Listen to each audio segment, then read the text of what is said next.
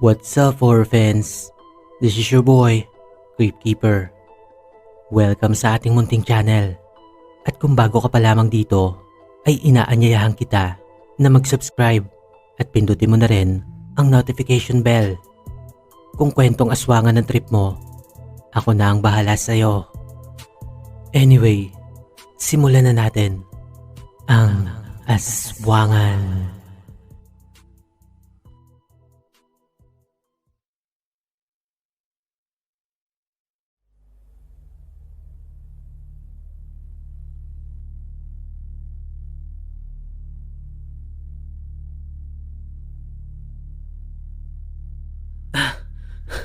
Larios, kaya mo pa ba? Alam na nila na nandito tayo. Tara na! Bilyarama, umalis ka na. Ako nang bahala rito, buddy.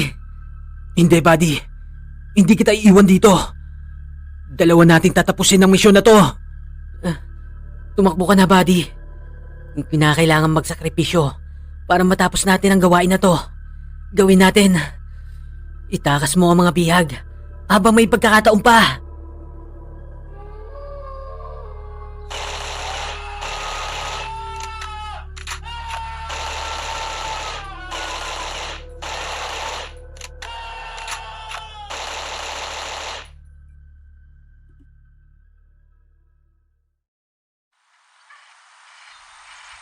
Men, secure the perimeter. Wika ni Kapitan Morales habang nakataas at nakakuyom ang isang palad nito. Natanaw kasi namin sa di kalayuan ang isang usok na tila nagmumula sa isang siga. Mabilis naming sinunod ang utos ng aming kapitan. Hindi nga nagtagal ay natagpuan namin sa di kalayuan ang tila isang maliit na grupo ng mga kabahayan. Maaaring ito na ang kuta ng mga rebeldeng hinahanap namin. Teka, bago ko nga pala ipagpatuloy ito, ako nga pala si Lieutenant Riden Villarama at ito ang aking kwento.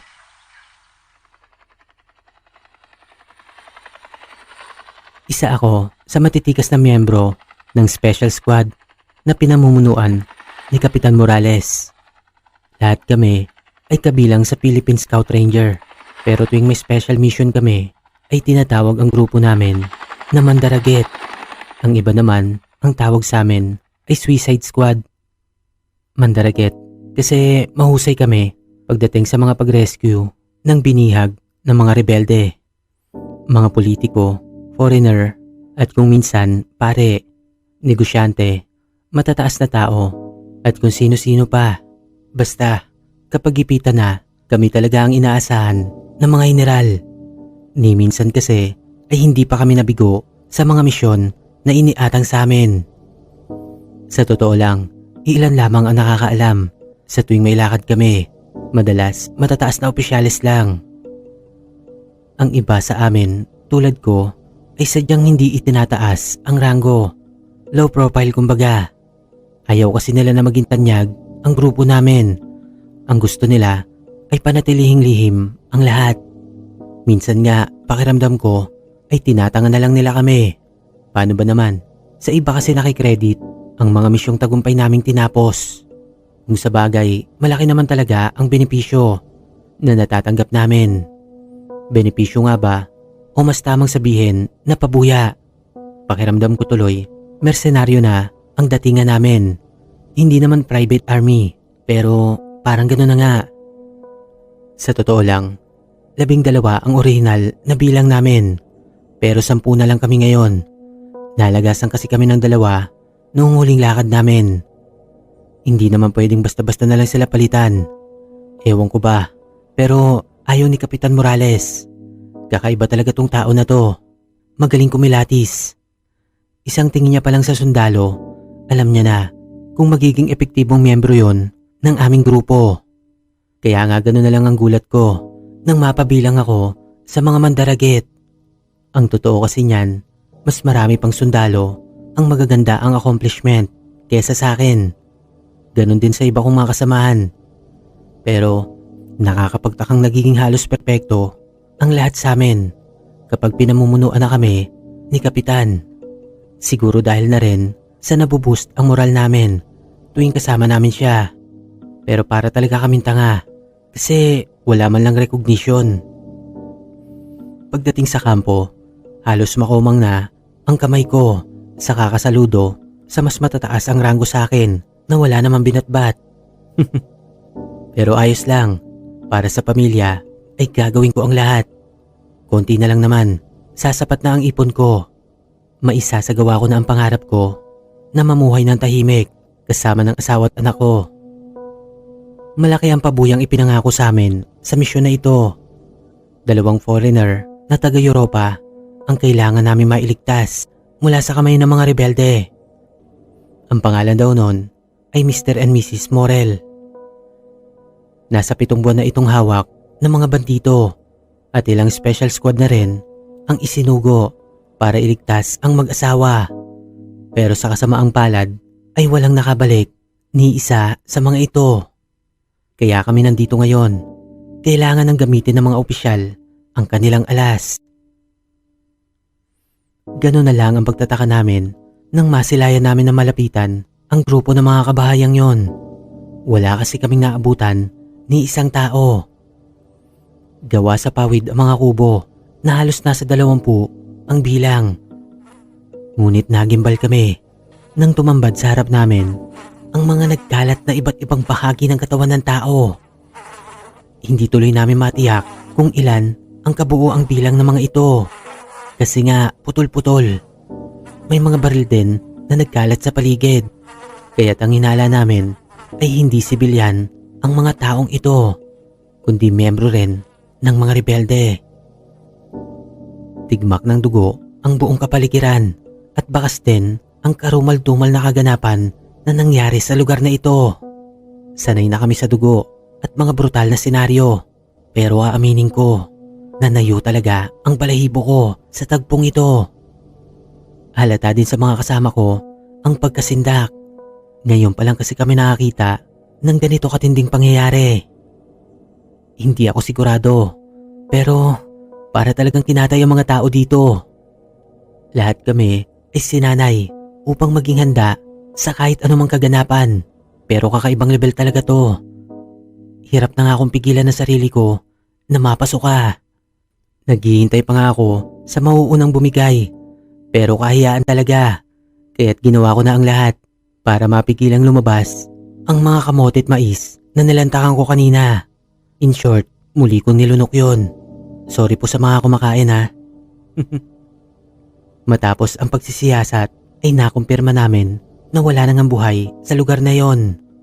Grabe, wala man lang natira. Massacre talaga ang naging tema.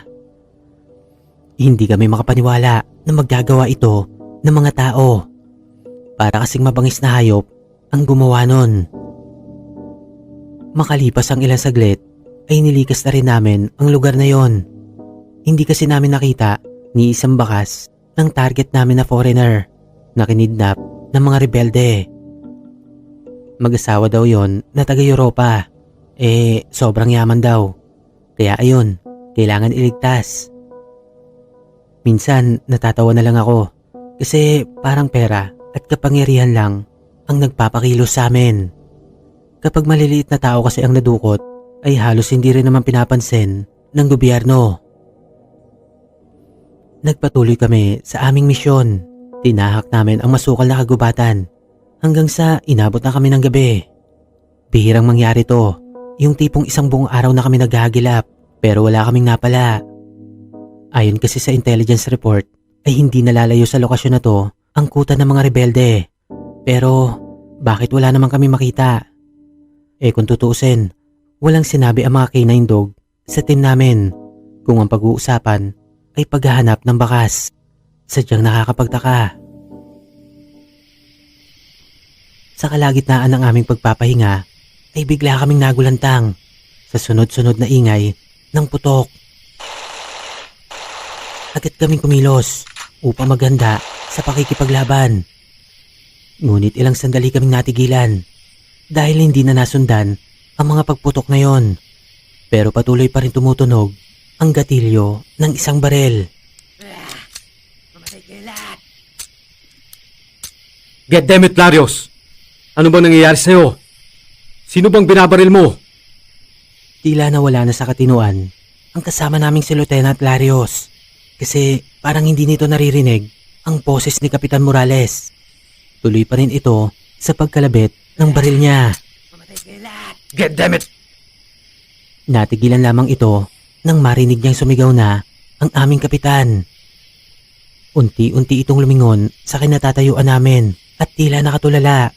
Namumutla pa nga sa takot. Lieutenant, I want you to explain this incident. Kapitan, halimaw. Nakakita ako ng halimaw. Halimaw? Magkapi ka nga. Baka nananaginip ka lang. Pero kapitan, sigurado ako sa nakita ko. Parang isang oso yun. Pero napakabilis ng pagkilos. Villarama, Sir, yes sir. magtimpla ka ng kape at samahan mo na sa pagbabantay ito si Larios. Roger that, sir. Muli na nga nagbalik sa kanya-kanyang pwesto ang mga kasamahan namin. Ganon talaga kami kapag nagpapahinga, kalat-kalat at hindi sama-sama. May natutulog nang nakaupo. Yung iba naman nasa itaas ng puno at sa maniwala man kayo o sa hindi, kaya din namin matulog nang nakatayo. Wala na akong nagawa kundi sundin ang utos ng aming kapitan. Inabutan ko ng kape si Larios at sinamahan ito sa pagbabantay. Hindi ko alam kung matatawa ako o matatakot din. Hanggang sa mga sandali kasi na yon ay tila nanginginig pa sa takot si Lieutenant Larios. Sa totoo lang, napaisip din ako.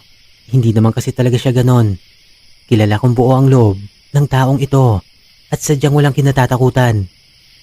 Naisip ko tuloy na baka may problema lang to o di kaya may kung anong nangyari nung nakalibto sa serbisyo. Sinubukan ko siyang kausapin pero pinanindigan niya talaga ang kanyang mga nakita. Halimaw daw talaga o mas kilala sa tawag na aswang. Nang banggitin niya ang salitang yon ay medyo kinalabutan ako. Sa totoo lang kasi ay lumaki ako sa kwento ng lolo't lola ko. Oo, naniniwala ako sa mga kakaibang nilalang, engkanto, maligno at maging sa aswang. Kahit hindi pa talaga ako nakakaengkwentro ni isa sa mga yon.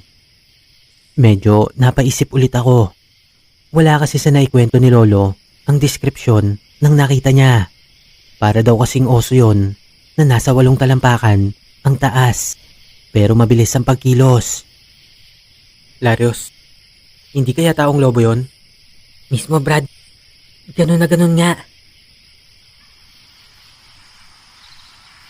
Kinabukasan ay patuloy namin ginalugad habang tinatahak ang daan patungong norte. Ayon kasi sa satellite report mula sa kampo ay may namataan na grupo ng mga tao. Hindi raw ordinaryo ang pagkilos ng mga ito, kaya malamang sila na ang mga rebelding hinahanap namin. Dapit hapon na nang marating namin ang isang komunidad. Pero mukhang nagkamali kami kasi parang ordinaryong mamamayan lang ang mga naninirahan doon. Tipikal na mga kababaihang abala sa kanika nilang gawain. Mga batang naglalaro, mga kalalakihang gumagawa ng mga kubo. Kaagad kaming nilapitan ng isang matanda na malamang ay siyang namumuno sa mga naninirahan doon. Nakasunod sa kanya ang ilang kalalakihan na may tangang tila mga karne.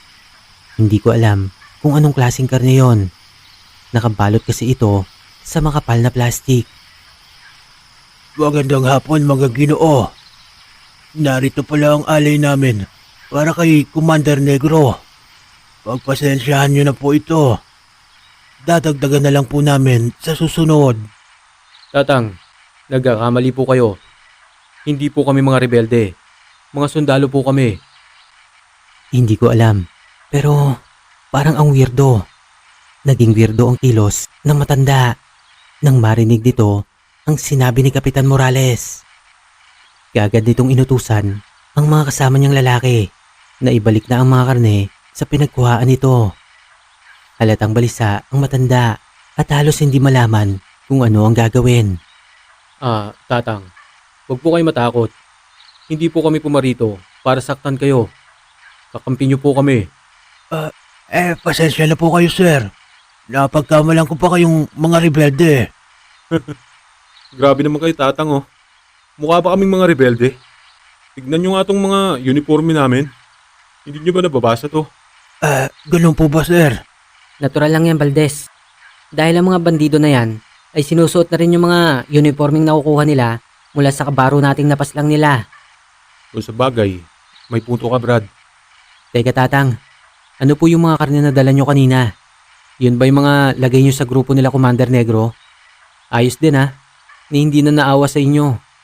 Nakukuha pa nilang bawasan ng mga alaga nyong hayop dito. Kailangan po namin gawin yon upang hindi kami gambalain sa tahimik naming pamumuhay sa sityong ito. Tatang, may tatanong lang ako sa inyo at sana maging tapat kayo. May alam ba kayo kung saan nagkukuta sila Commander Negro? At may alam ba kayo tungkol sa mga kasamahan namin napaslang nila? Ay, pasensya na po kayo, sir. Pero, hindi po namin alam ang eksaktong lokasyon ng kuta nila. At tungkol naman po sa mga kasamahan yung napaslang, ay mas mabuti kung lilisanin nyo na ang lugar na ito. Hindi nyo sila kakayanin. Mapabangis sila. Huwag kang mag-alala, Manong. Kahit anong bangis nila, hindi sila sasantuhin ng mga sandatang dala namin. Sabay angat ni Valdez sa tangan nitong machine gun. Itinaas na naman ni Kapitan Morales ang kamay nito, pudyat na nag-uutos kay Valdez upang itikom nito ang bibig.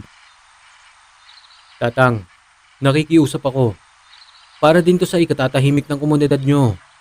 Ano-ano pa mga nalalaman nyo? Bumakas ang takot sa mukha ng matanda. Medyo maluha-luha pa nga ito at ilang segundo pa bago nakapagsalita. Hindi nyo sila kakayanin. Hindi sila pangkaraniwan. Parang may mga agimat sila. May sa demonyo. May sa demonyo ang grupo nila Commander Negro. At tulad na nangyari sa mga naunang kasamahan nyo, ay malamang hindi na rin kayo makabalik. Hindi totoo mga agimat na yan. Pinagloloko lang kayo ng mga ungas na yon para patuloy kayo matakot sa kanila. Valdez! Pardon, sir. Maraming salamat na lang, Tatang. Mag-iingat kayo dito. Let's go, men. Sabay talikod na ng aming kapitan para lisanin na ang lugar na yon. Ngunit ilang hakbang pa lang ang aming nagagawa ay muling nagsalita si Tanda. Kung nais nyo pang mabuhay, tahakin nyo ang daan patungong silangan.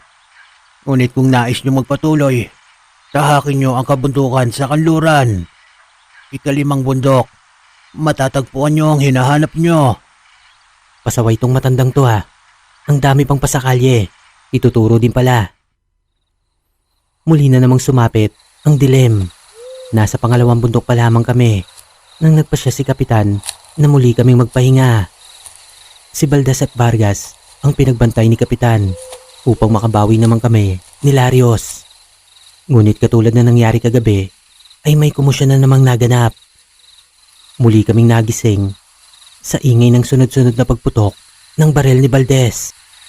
At sa pagkakataong ito ay tila siya naman ang nawala sa sarili.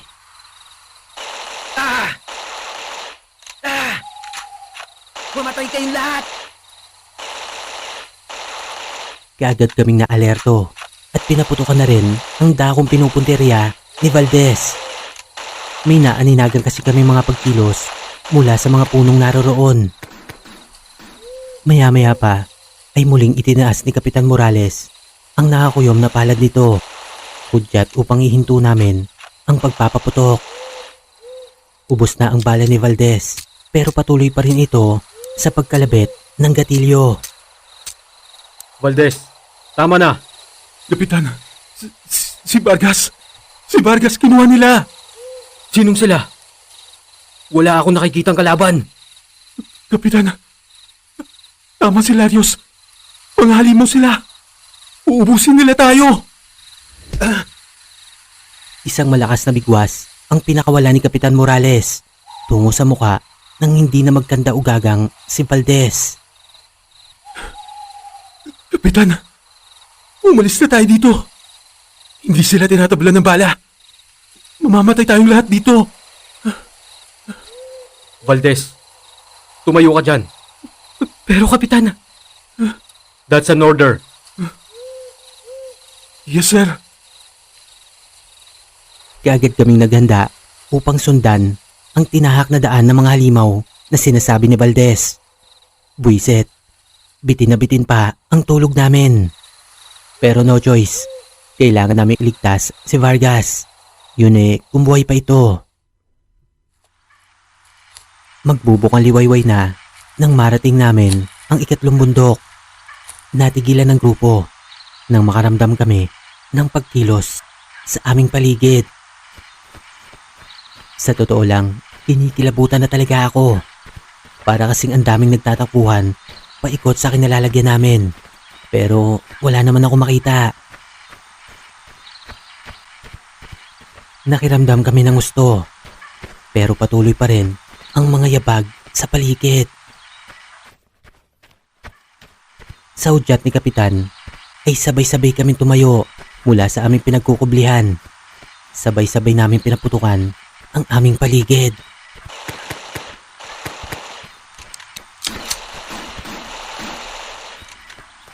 Grabe, wala akong tinatamaan pero nakakakita ako ng mga aninong mabilis na tumatakbo. Totoo nga kaya ang sinasabi ni Tanda? Ano nga kaya ang laban namin sa mga demonyong to?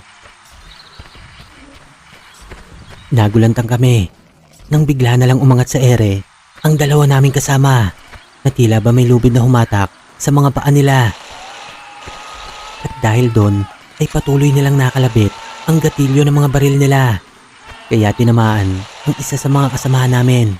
At maya-maya nga ay tuluyan na naglaho ang dalawa kasabay ng pagkawala ng mga yabag. Kapitan, wala na si Reyes. Si Del Mundo at Torres naman, natangay nila. God damn it! Anong klaseng mga nilalang yun? Kapitan, sabi ko na sa inyo, mauubos tayo dito. Kailangan na nating umalis sa lugar na to. O kaya, humingi tayo ng backup. Malate, radyohan mo ang base. Mag-request ka ng backup. Kapitan, kanina pa tayo walang signal. Mula nang marating natin itong ikatlong bundok. Damn it! Subukan mo ulit. Huwag kang tumigil. Kapitan, siguro naman, naniniwala ka na sa akin. Ano na ang plano mo ngayon? Hindi tayo pwede mag-abort mission, Larios. Nakalimutan nyo na yata na tayo ang mandaraget. Mandaraget? Tayo na nga ang isa-isang dinadagit ngayon Kapitan, wala tayong laban sa kanila. Hindi ito katulad ng pangkaraniwang misyon natin. Kakaibang nila lang ang mga kalaban natin. Totoong sinabi ng matanda, may sa demonyo sila. Valdez, hindi lang ang mag-asawang Morel ang hawak nila ngayon, kundi ang mga kasamahan natin. Kaya't may mas matibay na tayong dahilan upang ipagpatuloy ang misyon na to. Ipagpatuloy? Hindi nga tayo nakakatama sa kanila Gusto nyo bang magpakamatay na? Ako, ayoko pa. Manganganak na ang asawa ko. Gusto ko pang makita ang panganay namin. Hindi pa ako maaaring mamatay. Kahit sino sa atin dito ay walang gustong mamatay. Pero nakalimutan mo na yata na may sinumpaan tayong tungkulin. Nang pasukin ko ang serbisyong ito, itinuring ko ng patay ang aking sarili. Matagal na tayong patay. Kaya huwag kayong umastang parang bata. Mga sundalo kayo. Yan ang huwag niyong kakalimutan. Kung hindi natin gagawin to, sino pa ang maaasahan ng gobyerno? Muli kaming nabuhayan sa mga pahayag na yon ni Kapitan. Muling tumaas ang moral namin na kanina ay halos panghinaan na ng loob. Buong tapang naming tinahak ang ika-4 na bundok. Nang nasa kalagitnaan na kami ay bigla kaming natigilan at kanya-kanya kaming nagkuble. Nang matanaw namin sa di kalayuan ang ilang kalalakihan. Nakatayo lamang ang mga ito at tila hinihintay kami. Bilib din naman ako sa tapang nyo, Kapitan. Nakuha nyo pang ipagpatuloy ang pagpunta dito. Pwes, ngayon pa lang, sinasabi ko na sa inyo na hindi na kayo makakabalik sa pinanggalingan nyo. Commander Negro, mas makakabuti pa kung isuko mo na sa amin ang mga bihag nyo kung ayaw nyong dumanak ang dugo dito. Aba, sinong tinakat mo? Huwag mo akong gawing bata, Kapitan. Ilan lang kayo. Ang tatapang nyo pa. Anumang oras ay darating na ang hukbong sandatahan ng Pilipinas. At sigurado kong mapupulbos kayo. Huwag mo akong gawing tanga, Kapitan. Bago pa man kayo makarating dito, ay nasira na ng tauhan ko ang radyo nyo. Walang backup na darating. Nakita kong napalunok ng bahagya si Kapitan.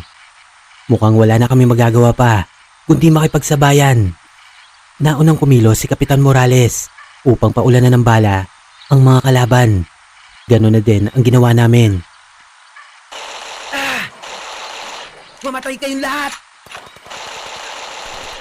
Grabe, totoo ngang hindi sila pangkaraniwan. May mga agimat nga sila. Sa bilis ng pagkilos nila ay sadyang napakahirap nilang patamaan ng bala. May mangilan-ngilan na tumutumba sa kanila pero muli din naman nakakabangon. Pangungot ba to? Kung nananaginip lang ako ay gusto ko nang magising. Bukod sa kakayahan nila ay lamang din sila pagdating sa bilang. Sa tingin ko, katapusan na namin to. At dahil sa sagupaang yon, ay tuluyan na kaming nawala sa formation. Napahiwalay kaming tatlo ni Larios at Valdez mula kila Kapitan. Kasama niya naman si Garcia at Cruz. Masama ito dahil unti-unti na kaming nauubusan ng bala. Kaya't hindi nga nagtagal ay napilitan na kaming tipirin yon dahil handgun na lang ang natira sa amin. Wala na kaming pagpipilian kundi labanan sila ng hand-to-hand combat. Gamit ang matatalas naming kutsilyo ay sinabayan namin ang mga umaataking kalaban. Mabuti na lang at hindi sila gumagamit ng baril. Pero nakakagimbal pa rin dahil tila mga halimaw na ang kaninang mga rebeldeng kalaban namin. Nanlilisik ang mapupulang mata nila at medyo maiitim na ang balat. Bahagya na ring tumutulis ang mga kuko nila na siyang ginagamit nila na pang-atake sa amin. Sa hindi ko maipaliwanag na dahilan, ay tila mas epektibo pa ang paggamit namin ng combat knife kesa sa baril. Nagagawa kasi namin patumbahin ang kalaban, lalo na kung sa ulo at puso namin na itatarak ang aming mga patalim.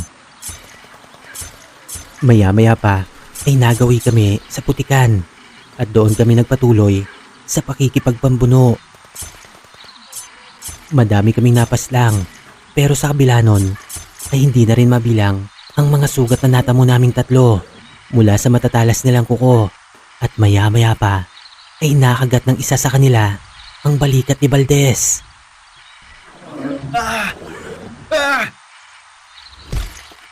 Kaagad ko sinaksak sa ulo ang tila halimaw na sumagpang sa kanya. Mabilis din naman nabuwal yon nang tamaan ko sa noo. At laking pasasalamat ko nang unti-unti ay naubos din namin ang mga kalaban. Valdez, ayos ka lang ba? Salamat, Brad. Akala ko, katapusan ko na. Ngayon alam na natin ang kahinaan nila. Maaari natin sila sabayan. Nasaan sila, Kapitan? Nakaligtas kaya sila? Kaagad kaming nagkubli sa tila koral na kinasasadlakan namin. Nang marinig namin ang boses ng ilan sa mga rebelde na yon. Punong-puno ng putik ang buong katawan namin. Sana lang talaga hindi nila kami mapansin. Saan nagpunta ang tatlong yon? Bakit bigla silang nawala? Hindi ko na sila maamoy. Lalasan niyo ang pangamoy niyo. Hindi sila maaaring makatakas. Mananagot tayo kay Commander Negro. Hindi ako makapaniwala. Halos daanan na kami sa harapan ng mga aswang na yon. Pero hindi nila kami nakikita. Malamang ay naikubli ng mga putik na yon ang aming amoy. Ayos, ito pala ang isa sa paraan upang hindi nila kami matunton. Kaya't maging ang sugat ni Valdez ay tinapalan niya na rin ng putik.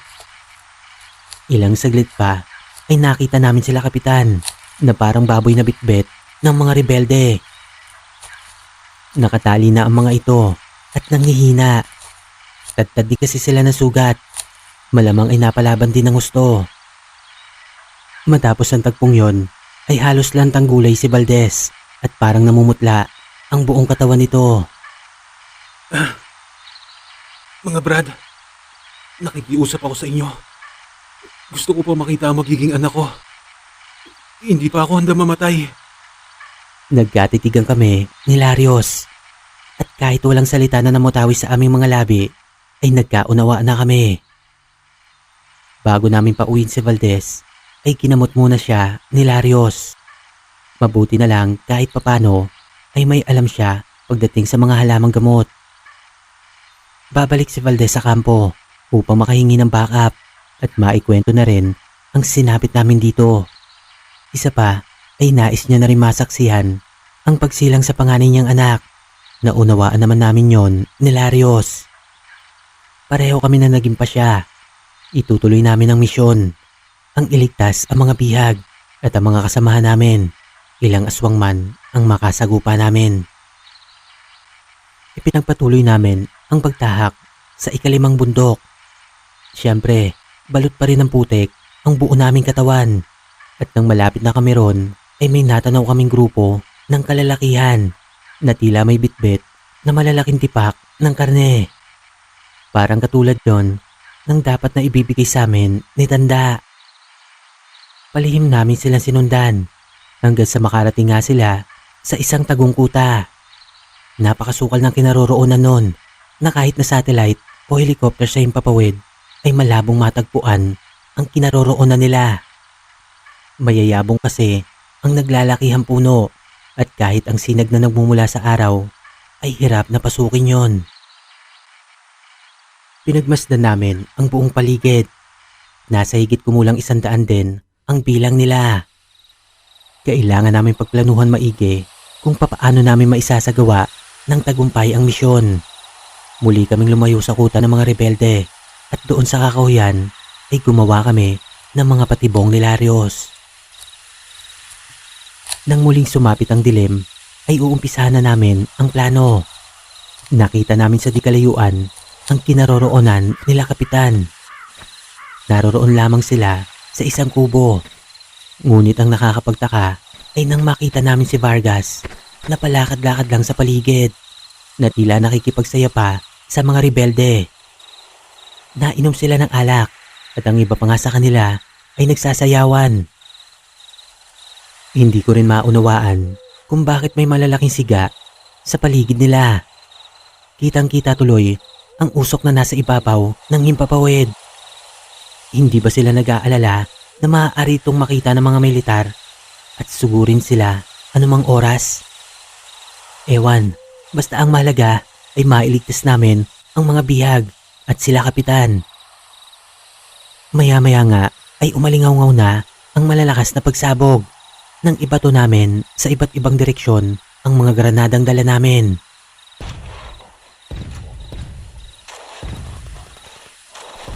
Nataranta ang mga rebelde at kanya-kanya silang nagpulasan. Sinamantala naman namin yon upang umatake. Tulad ng nasa plano, kapag naalangan na ay magpapahabol kami tungo sa kakahuyan kung saan naroroon ang mga patibong na inilatag namin. Tagumpay nga naming na-execute ang plano. Nalagas ang halos sa higit kalahati ng mga rebelding aswang hanggang sa muli nga kami nakabalik sa kuta nila.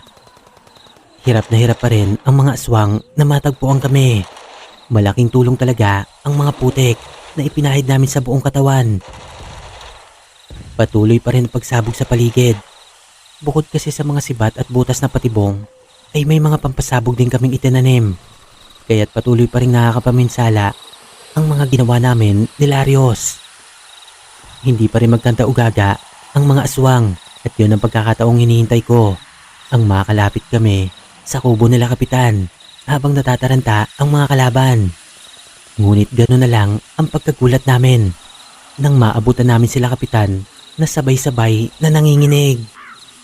Naglalaway sila at ang mga mata nila ay nakatirik. Tila nawala na rin sila sa tamang pag-iisip. Kapitan, anong nangyayari sa inyo? Anong ginawa nila sa inyo? Walang tugon ang kapitan. Sa halip ay dinaklot ako nito at buong lakas na inihagis sa dingding ng kubo. Kaya tumagos ako sa kabilang bahay. Doon ay nakita ko ang mag-asawang Morel. Halatang nagulat ang mga ito. Kaagad na tumalon sa harapan ko si Kapitan Morales. Nanlilisik ang mga mata nito habang tumutulo ng bahagya ang malalapot nitong laway. Nang masulyapan ko si Larios ay gulpi na rin ang sinapit nito sa kamay ng iba pa naming mga kasamahan. Hindi ko alam kung anong nangyayari sa kanila pero parang ibang tao na sila. Wala na akong nagawa kundi labanan ng aming kapitan. Para-bara ang pag-atake nito na hindi ko talaga inaasahan. Kasi pagdating sa martial arts ay walang makatalo sa kanya. Kaya't alam ko na wala na talaga siya sa kanyang sariling pag-iisip. Maya-maya pa ay nagawa ko siyang patumbahin gamit ang isang 2x2. Mabutit may nahapuhap ako nun malapit sa pintuan. Mabilis kong sinaklolohan si Larios na patuloy sa pakikipagpambuno sa mga kasamahan namin. At dahil sa wala na rin ito sa kanilang mga tamang pag-iisip, ay madali din naman silang napatumba ni Larios. Ayos na sana. Kaso napansin pala ng mga aswang ang komosyon sa loob ng kubo. Kaya't nagsimula nang lumapit ang mga ito. Larios, kaya mo pa ba? Alam na nila na nandito tayo. Tara na! Bilyarama, umalis ka na. Ako nang bahala rito, buddy. Hindi, buddy. Hindi kita iiwan dito. Dalawa nating tatapusin ang misyon na to. Tumakbo ka na, buddy. Kinakailangan magsakripisyo para matapos natin ang gawain na to. Gawin natin. Itakas mo ang mga bihag habang may pagkakataon pa.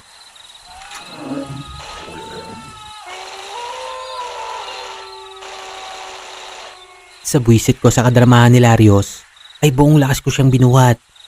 Wala maaabutan kami kung patuloy pa siya magdadrama. Dinaanan ko sa kabilang kwarto ang mag-asawang Morel. Inakay ko sila tungo sa kakahuyan. Halos maabutan na nga kami ng mga aswang nang mapansin ko ang isang maputik na lugar. Inihagis ko doon si Larios at itinulak ko din ang mag-asawa.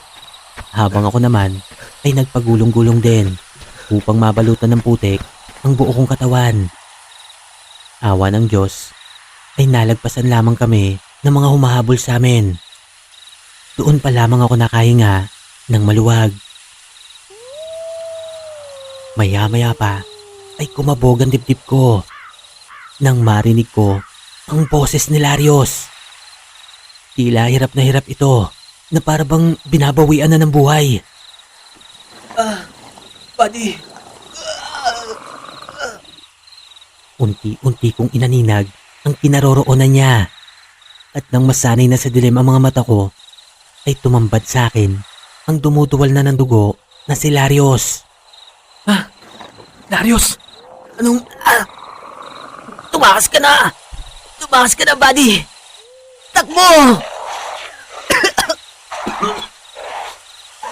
Nanlaki ang mga mata ko nang tumambad sa aking harapan ang mag-asawang Morel. Nakaibabaw na sila sa nakahigang si Larios. Buong kasabikan nilang nilalantakan ang laman loob ng kaawa-awa kong kasama. Tila taong lobo ang itsura nila at nalilisik ang mga mata patungo sa kinatatayuan ko. Halos mawala na ako sa katinuan ng mga sandaling yon. Hindi ko akalain na pati ang target naming iligtas ay naging halimaw na rin tulad ng mga rebelde. Wala nang dahilan upang makibaka pa ako sa lugar na ito. Kaya't buong lakas akong tumakbo papalayo. Alam kong nakasunod sa akin ang mag-asawang Morel at habang tumatagal ay nararamdaman ko na parami na sila ng parami. Tumakbo lang ako ng tumakbo at kung saan ako tutungo ay hindi ko na alam. Sa kaliwat kanan ay nararamdaman ko na rin ang yabag ng mga halimaw. Tatapusan ko na kaya to? Mamamatay na ba ako? Hindi. Hindi ako susuko. Habang humihinga pa ako, ay patuloy akong lalaban. Hindi nagtagal, ay nasukol na nila ako. Mabuti na lang talaga at may nadampot akong Armalite kanina at 5 granada. Kasalukuyan kong hawak ang 2 sa mga yon. At anumang sandali ay handa akong pasabugin ang mga kalaban.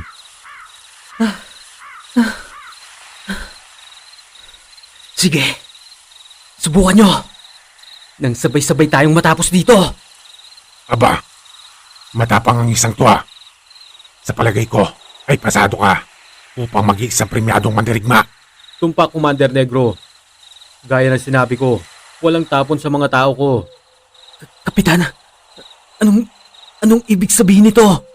Huwag ka nang lumaban, Lieutenant. Hayaan mong gawin ka naming kaanib. Sa kaibang lakas at kapangyarihan ng mapapasayo. Ano bang pinagsasabi mo, Kapitan? Nakalimutan mo na yata ang palagi mo sinasabi. Mga sundalo tayo. Patay na kami rin bilang sundalo at muli kaming nabuhay upang maging premyadong mandirigman lobo ng Romanya sa pamumuno ng Panginoong Cesar Morel, ang hari ng mga lobo ng Romanya. Lobo? Romanya? Ano bang pinagsasabi mo, Kapitan? Nakita niya ang potensyal natin, kaya't nakapagpasya siya na gawin tayong matataas na opisyal ng kanyang hukbo. Dito natin sisimulan na palakasin ang ating puwersa at unti-unti nating sasakupin ang buong bansa. Sumama ka sa aming Villarama at sisiguraduhin kung magiging matikas pa tayong mandirigma kumpara sa dati. Hindi. Nababaliw ka na, Kapitan. Mas mamatamisin ko pang mamatay kaysa maging halimaw na tulad nyo. Mag-isip-isip ka, Villarama. Masyado na tayong inuuto ng gobyerno. Hindi nila ibinibigay ang nararapat na para sa atin. Bakit na naisip mo pang magpagamit sa kanila? Ikaw ang mag-isip, Kapitan. Ikaw ang nagpapagamit. Nakalimutan mo na ba kung sino kan talaga? Tuluyan na nilang nilason ang isipan mo. Kapitan, sadyang matibay ang bata mong yan. Sayang ang tapang niya. Pero kung ayaw niya, ay huwag mo nang pilitin. Gawin na lang natin siyang hapunan.